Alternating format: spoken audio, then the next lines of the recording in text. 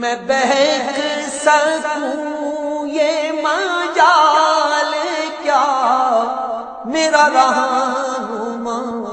کوئی اور ہے۔ نحمدہ ونصلی علی رسولہ النبی الکریم الامین، اما بعد فاعوذ باللہ السمیع العلیم من الشیطان الرجیم، بسم اللہ الرحمن الرحیم۔ قال اللہ تبارک و تعالی فی القرآن الحکیم، ان اللہ وملائکتہ یصلون علی النبی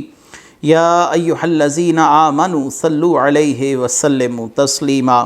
الصلاۃ والسلام علیک یا رسول اللہ وعلی آلک واصحابک یا نبی اللہ۔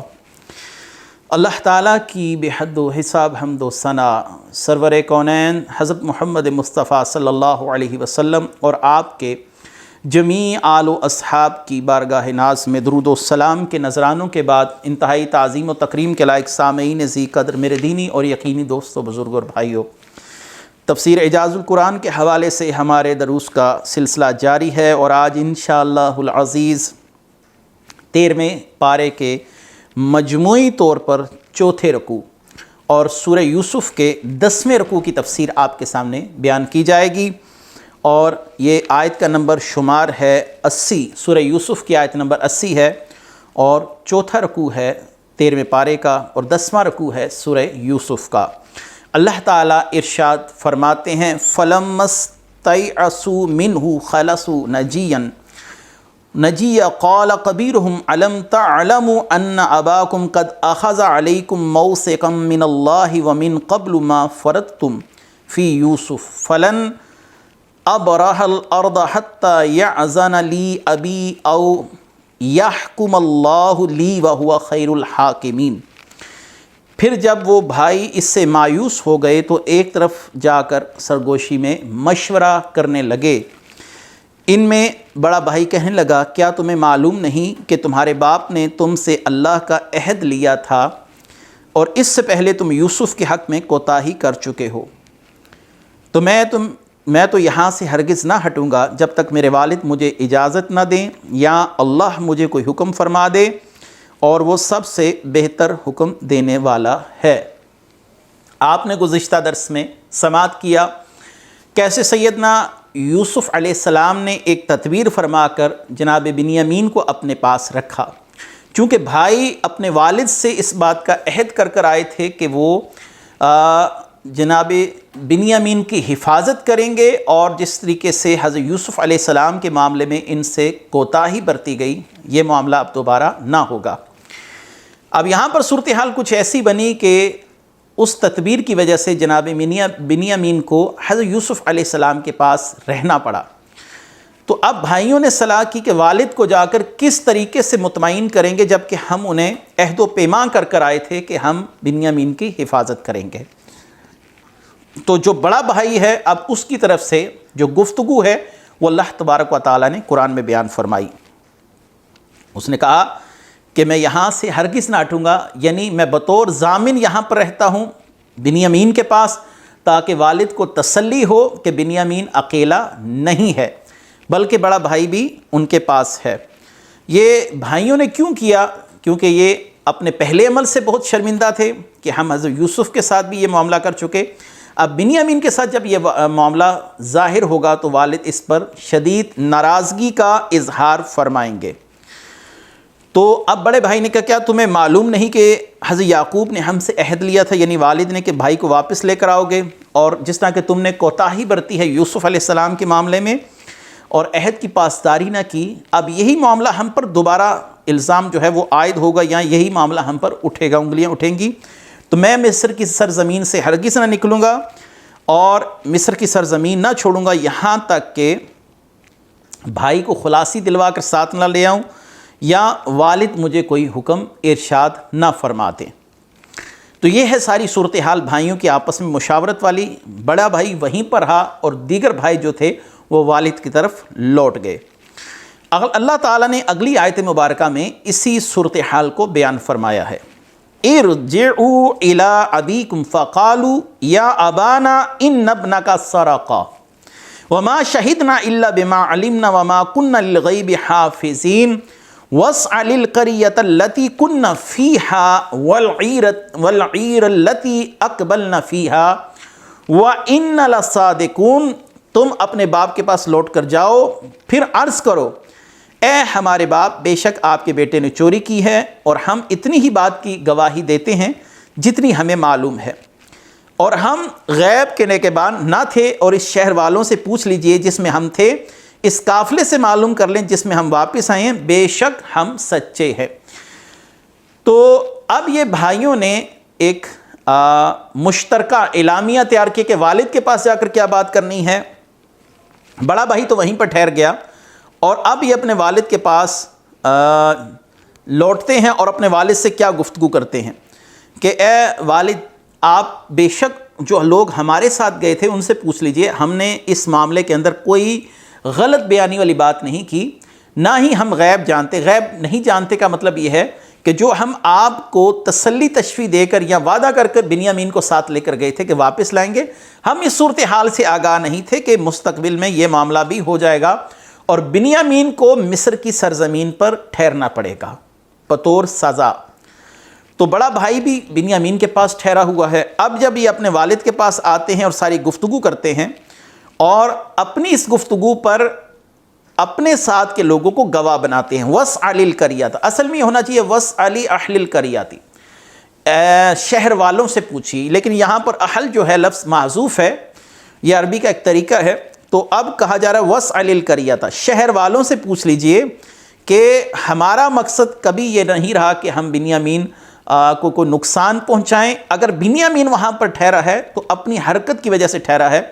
اور اس نے چوری کی، اور مسروقہ جو سامان ہے وہ اس کے مال سے برآمد ہوا ہے۔ تو جب مال اس کے سامان سے برآمد ہوا تو سزا کے طور پر اس کا وہاں پر رہنا یہ ایک فطری سے امر تھا، یہ ایک لازمی معاملہ تھا جو ہو کے رہنا تھا۔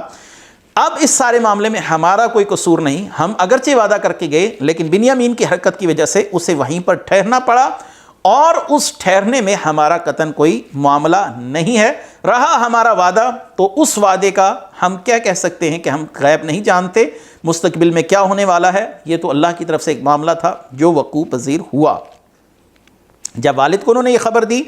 تو والد محترم جناب سیدنا یعقوب علیہ السلام کیا فرماتے ہیں؟ قال بل سولت لکم انفسکم امرا فصبر جمیل عسى اللہ ان یأتینی بہم جمیعا انہ هو العلیم الحکیم۔ یعقوب علیہ السلام نے فرمایا بے شک بلکہ تمہارے نفس نے تمہارے لیے کچھ ہیلا بنا دی ہے، تو عمدہ صبر ہے، ان قریب اللہ ان سب کو میرے پاس لائے گا، بے شک وہی علم و حکمت والا ہے۔ حضرت یعقوب نے فرمایا چوری کی نسبت بنیامین کی طرف صحیح نہیں، یہ غلط ہے، اور چوری کی سزا غلام بنانا یہ بھی کوئی کیا جانے، اگر تم فتویٰ نہ دیتے تو نہ بتاتے تو تمہارا بھائی آج قید میں نہ ہوتا۔ تم نے خود یہ بتایا کہ چور کی سزا یہ ہے کہ اس کو 1 سال تک مال مسروقہ کے ساتھ اس جگہ پر ٹھہرنا پڑے گا، تو یہ تمہاری اپنی بتائی ہوئی تجویز ہے جس وجہ سے تمہارا بھائی مجھ سے دور ہوا۔ اور ان قریب اللہ تعالیٰ ان سب کو مراد کیا ہے؟ یوسف علیہ السلام کو، بنیامین کو اور ان کے بڑے بھائی کو میرے پاس لائے گا، بے شک وہی میرے افسوس اور غم کی حالت کو جانتا ہے، اور اس نے کسی حکمت کی وجہ سے مجھے اس آزمائش میں مبتلا کیا۔ یہاں پر اس آیت عسى اللہ ان یأتینی بہم جمیعا، اس سے پتہ چلا کہ حضرت یعقوب کو اس بات کا بخوبی علم تھا کہ حضرت یوسف علیہ السلام زندہ ہیں اور مصر میں موجود ہیں، اور بنیامین بھی ان کے ساتھ ہیں، کیونکہ آپ فرما رہے ہیں اللہ ان سب کو لائے گا۔ یہاں پر صیغہ جو ہے وہ تثنیہ کا نہیں، جمع کا ہے۔ جمع جو ہوتا ہے یہ 3، اور یہاں کم از کم 3 پر، اور یہاں 3 سے زیادہ پر بولا جاتا ہے۔ تو کہا جا رہا ہے اللہ ان سب کو لائے گا۔ معلوم ہوا کہ آپ جانتے ہیں کہ یوسف بھی زندہ ہیں، بنیامین بھی ان کے پاس موجود ہیں، اور بڑا بھائی بھی ان کے ساتھ موجود ہے، لہٰذا یہاں سے نبی کا علم ظاہر ہوا کہ نبی کو اس حقیقت کا علم تھا۔ دوسرا، آپ کو اس بات کا بھی بخوبی علم تھا کہ میرے بیٹے نے خواب دیکھا کہ اسے چاند ستارے اور سورج جو ہے وہ سجدہ کر رہے ہیں، تو آپ جانتے تھے جب تک یہ خواب کی عملی تکمیل جو نہ ہوگی تو میرے بیٹے کو موت نہیں آ سکتی۔ اگلی آیت ہے وَتَوَلَّى عَنْهُمْ وَقَالَ يَا أَسَفَ عَلَى يُوسُفَ وَابْيَضَّتْ عَيْنَاهُ مِنَ الْحُزْنِ وَهُوَ قَزِيمٌ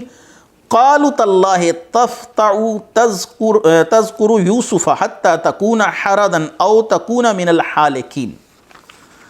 اور یعقوب نے ان سے منہ پھیرا اور کہا ہائے افسوس یوسف کی جدائی، اور یعقوب کی آنکھیں غم سے سفید ہو گئیں۔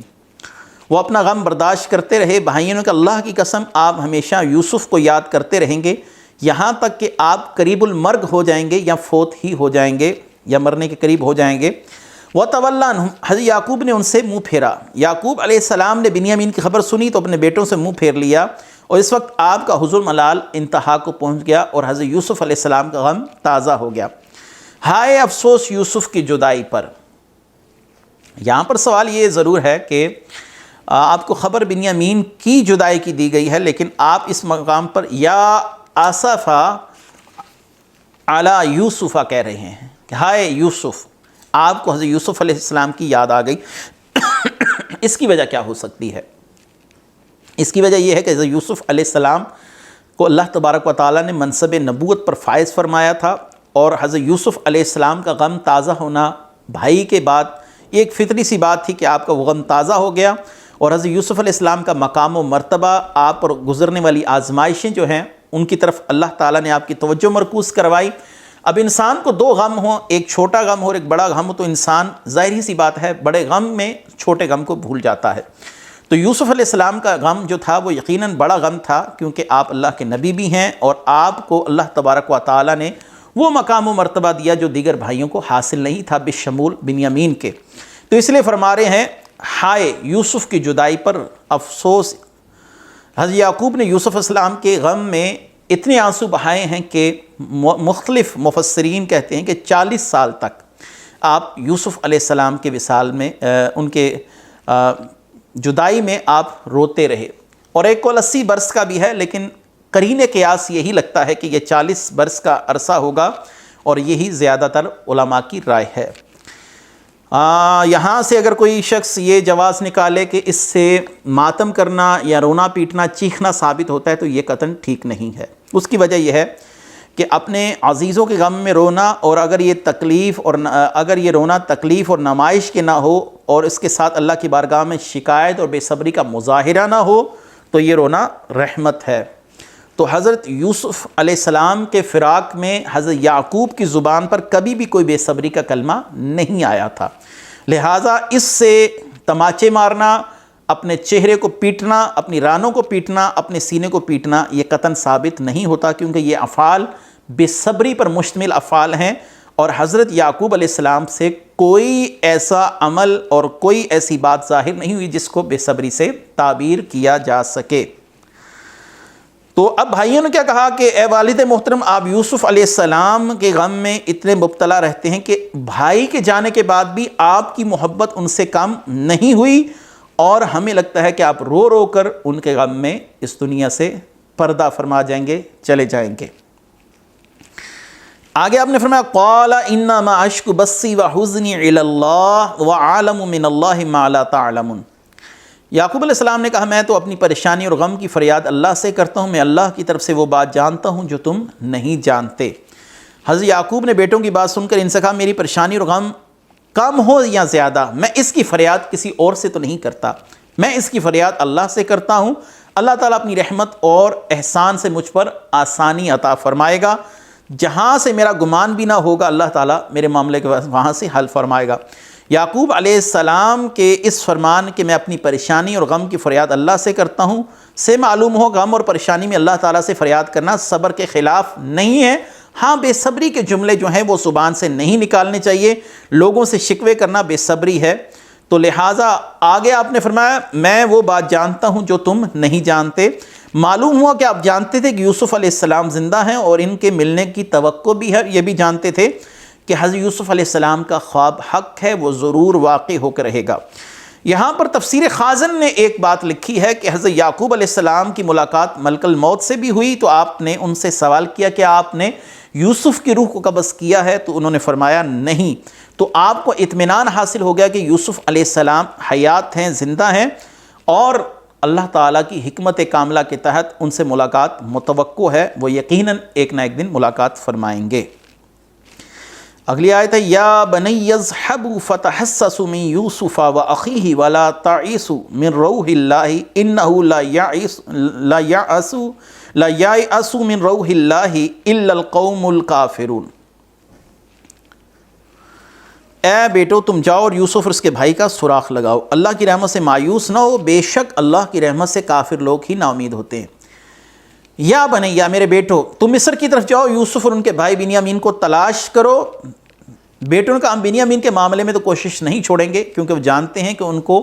وہاں پر سزا کے طور پر رکھا گیا ہے۔ یوسف اب زندہ نہیں ہے، اس لیے ہم انہیں تلاش نہیں کریں گے۔ حضرت یعقوب نے فرمایا اللہ کی رحمت سے مایوس نہ ہو، بے شک اللہ کی رحمت سے کافر مایوس ہوتے ہیں، کیونکہ وہ اللہ کی صفات کو نہیں جانتے، اور مومن چونکہ اللہ تعالیٰ کی ذات اور صفات کو جانتا ہے، اس لیے تنگی ہو، آسانی ہو، غمی ہو، خوشی ہو، بیماری ہو، صحت ہو، تمام معاملات میں اللہ کی رحمت سے مایوس نہیں ہوتا۔ فلما دخلوا علیہ قالوا یا ایھا العزیز مسنا واہلنا الضر وجئنا ببضاعۃ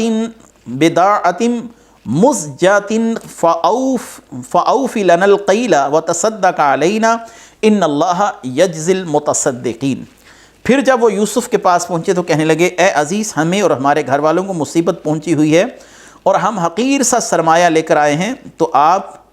ہمیں پورا ناپ دے دیجئے اور ہم پر کچھ خیرات بھی کیجئے، بے شک اللہ خیرات دینے والوں کو صلہ دیتا ہے۔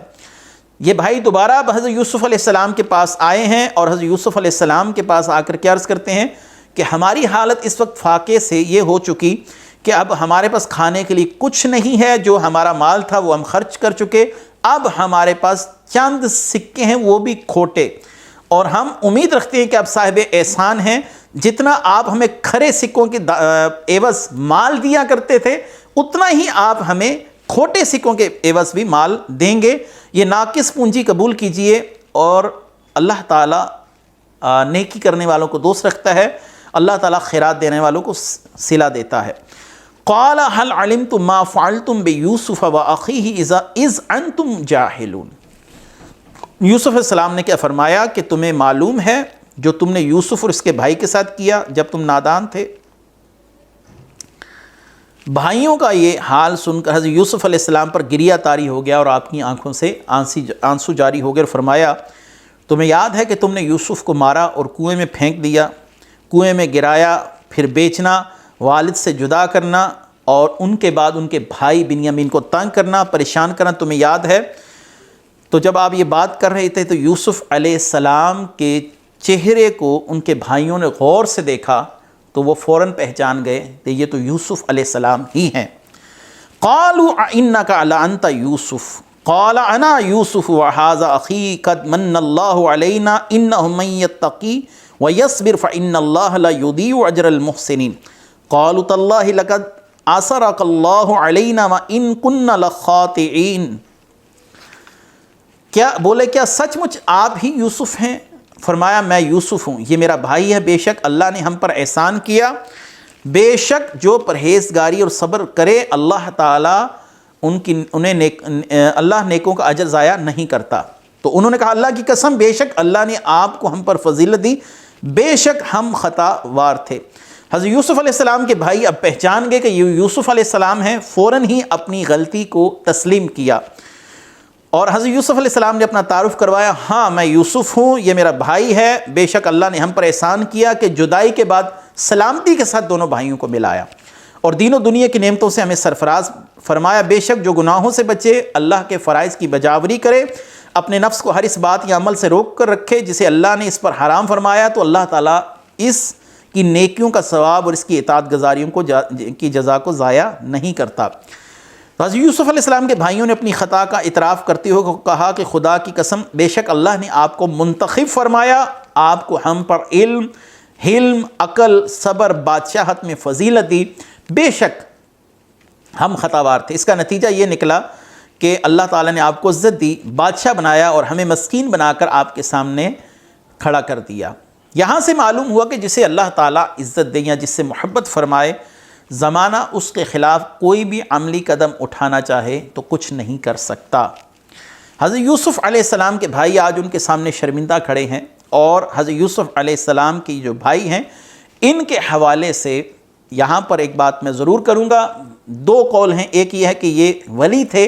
اور ایک قول بعض مفسرین اس طرف جاتے ہیں کہ یہ نبی تھے، اور انہوں نے جو یہ عمل کیا وہ اپنے والد کی محبت میں کیا اللہ تعالیٰ نے، اس لیے ان کی مذمت میں کوئی کلمہ نہیں فرمایا، اللہ نے ان کو معاف فرما دیا۔ حضرت یوسف علیہ السلام نے کیا فرمایا آگے؟ قال لا تثریب علیکم اليوم یغفر اللہ لکم وہو ارحم الراحمین، آج تم پر کوئی ملامت نہیں، اللہ تمہیں معاف کرے، وہ سب مہربانوں سے بڑھ کر مہربان ہے۔ یعنی آج اگر میں تمہیں اس معاملے پر سزاوار ٹھہراؤں اور اس بات پر سزا دینے کا ارادہ کروں تو مجھے کوئی روکنے والا نہیں، لیکن اللہ تعالیٰ احسان کو پسند کرتا ہے، میری جانب سے تم پر آج کوئی ملامت نہیں، میں نے تمہیں معاف کیا۔ پھر بھائیوں سے جو خطائیں سرزد ہوئی تھیں ان کی بخشی کے لیے حضرت یوسف علیہ السلام نے دعا بھی فرمائی کہ اللہ تعالیٰ تمہیں معاف کرے، وہ سب مہربانوں سے بڑھ کر مہربان ہے۔ حضرت یوسف علیہ السلام کے بھائیوں کے حوالے سے ہمارے معاشرے میں ایک معاملہ پایا جاتا ہے کہ جب کسی شخص کے بھائی اس کے ساتھ برا سلوک کریں تو اسے تشبیہ دے دی جاتی ہے کہ تم بھی یوسف علیہ السلام کے بھائیوں کی طرح ہوں، یعنی کسی برے شخص کی مثال اگر دینی ہو تو حضرت یوسف علیہ السلام کے بھائیوں کی مثال کو بیان کیا جاتا ہے۔ سیدی اعلیٰ حضرت عظیم البرکت رحمۃ اللہ علیہ نے فتاویٰ رضویہ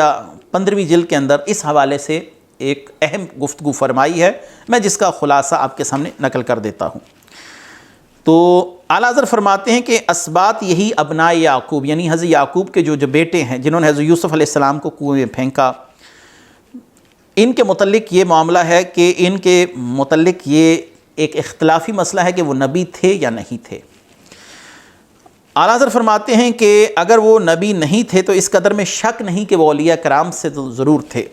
اور جو کچھ ان سے واقع ہوا وہ خواہش نفس کے تحت نہیں بلکہ باپ کی محبت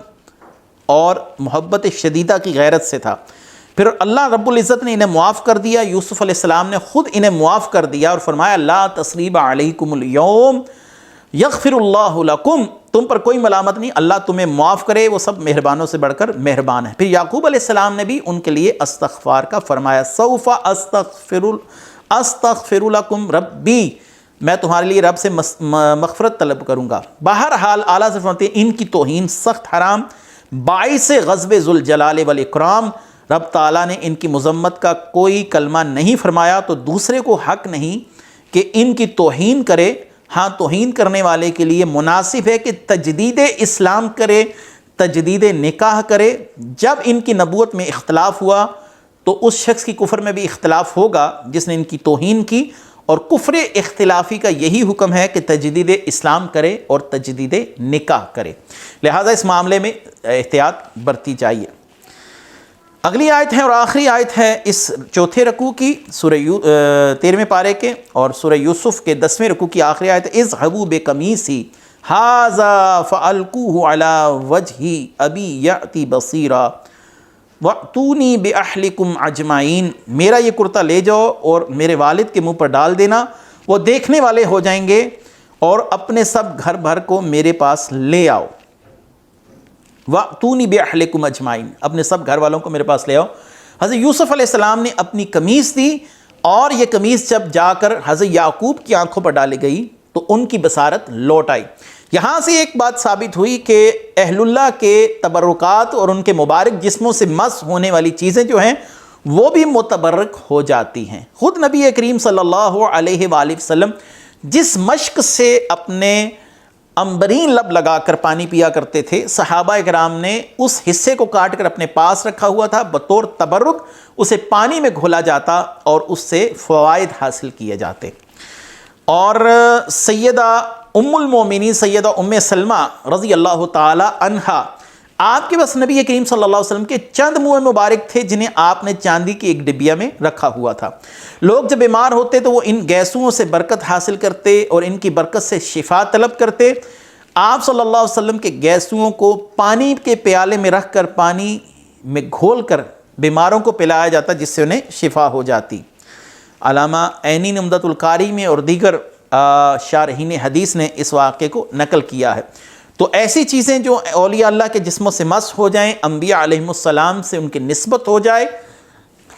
اللہ تعالیٰ ان میں شفا پیدا فرما دیتا ہے، اور آگے اگلی آیت میں، اگلے رکوع کی آیت میں آپ اس پر مکمل تفصیل کے ساتھ سنیں گے کہ اللہ تعالیٰ نے ان کی بصارت واپس لوٹا دی، حالانکہ ان کی آنکھیں سفید ہو چکی تھیں، بالکل سفید، حضرت یوسف علیہ السلام کے غم میں رو رو کر۔ اس سے الحمدللہ اہل سنت کے اس نظریے کو تقویت ملتی ہے کہ ہم تبرکات کے قائل ہیں۔ اہل اللہ کی نسبت سے اللہ تعالیٰ ان چیزوں میں برکات کے آثار پیدا کر دیتا ہے۔ رسول اللہ صلی اللہ علیہ وسلم نے مدینے کی مٹی کو بھی برکت والا فرمایا ہے، بلکہ رسول اللہ صلی اللہ علیہ وآلہ وسلم کے منہ مبارک کو برکت کے لیے استعمال کیا جاتا رہا۔ صحابہ کرام رسول اللہ صلی اللہ علیہ وسلم کے جو ناخن مبارک تھے ان کو اپنے پاس رکھتے تھے بطور تبرک۔ جناب سیدنا خالد بن ولید رضی اللہ تعالیٰ عنہ رسول اللہ صلی اللہ علیہ وسلم کے منہ مبارک کو اپنی ٹوپی کے اندر رکھتے تھے اور فرمایا کرتے تھے کہ جو مجھے فتوحات حاصل ہوتی ہیں وہ اسی برکت سے حاصل ہوتی ہیں۔ اس پر تو بہت سی وسیع موضوع ہے تبرکات کا، اور تبرکات کے حوالے سے ہم پہلے پارے کی تفسیر میں بھی کافی تفصیلی گفتگو کر آئے ہیں۔ آج تک کے لیے اتنا ہی کافی ہے، انشاءاللہ العزیز اگلے درس کے ساتھ پھر حاضر خدمت ہوں گے۔ وآخر دعوانا ان الحمدللہ رب العالمین۔ میں بہک سکوں یہ مجال کیا میرا رہا